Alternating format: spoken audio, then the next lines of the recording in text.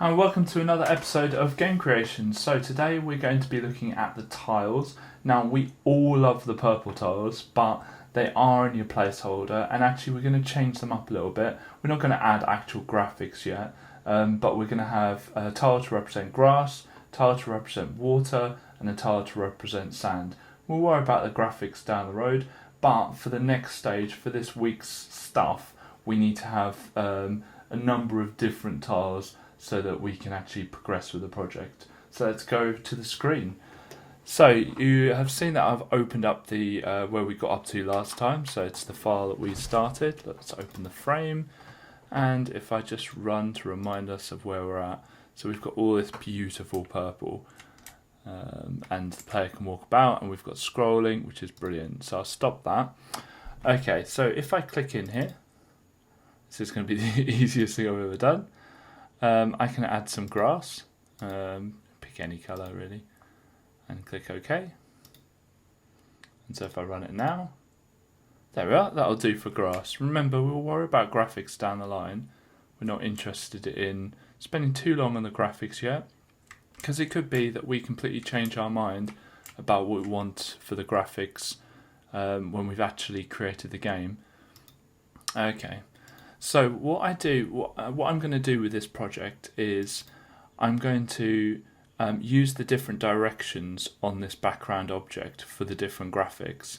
And this is what I do in quite a few of the projects, because it's a lot easier to just switch the direction of the active instead of having to reload a different active, and you end up with a lot of different actives down here just wasting space, when actually the information of the tile, like its placement, which we're going to be doing this week, will be shared amongst all these different tiles, and it just gets a lot more complicated.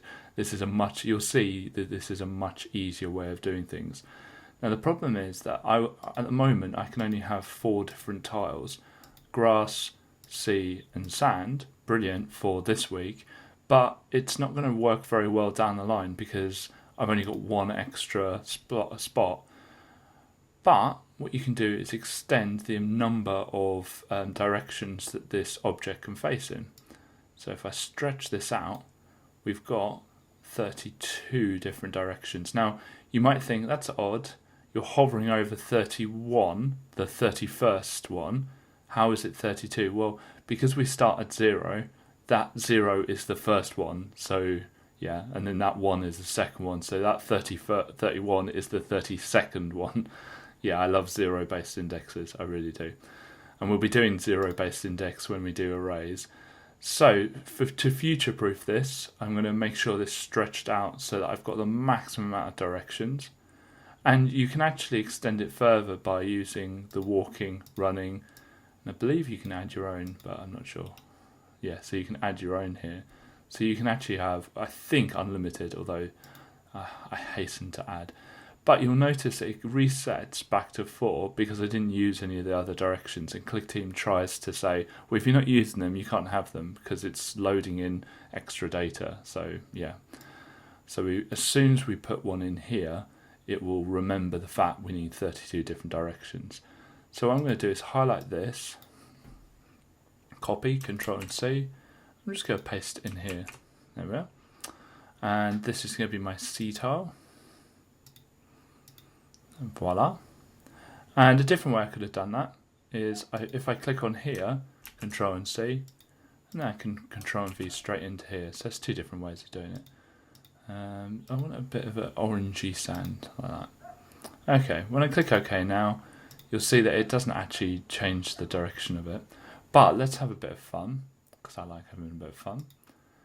And when each tile is created, what I want to do is I want to set, direction, I want to set the direction, and we're going to set it to that one there. So hopefully they're all sea now. And there we go, they're all water.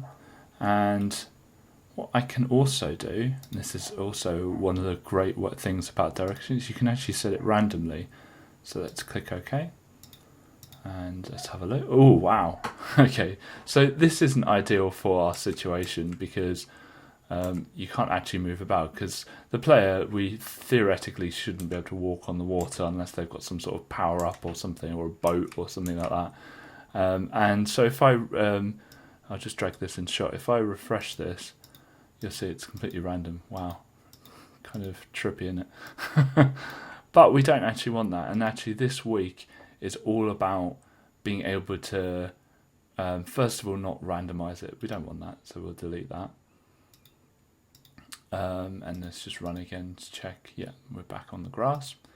And actually, let's just run it again. So what I want to do this week is to be able to edit these and for the game to remember it, because we're not going for a random kind of RPG. We're not going for what's it called, roguelike or whatever.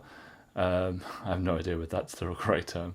But we're not going for a procedurally generated RPG. We're going for one that we're going to spend a lot of time making sure that the RPG is a kind of perfect experience. And I kind of shy away from procedurally generated, like random dungeons or random games, because I like to have a lot more control over the player's adventure, and I'd rather be the one who makes a perfect game rather than a game that, you know, it does add longevity to the game, but it is a lot harder to code random stuff, because the amount of things that can break a randomly generated game are astronomical, and the amount of testing needed is quite shocking. So that'll do it for today. It's quite a short video today, but I think the videos later in the week will be a lot longer and more extensive. So I hope you enjoyed this video. Thank you very much for watching this video. If you want to see more from us, please click subscribe. We release videos every single weekday at 7 PM UK time. Thank you.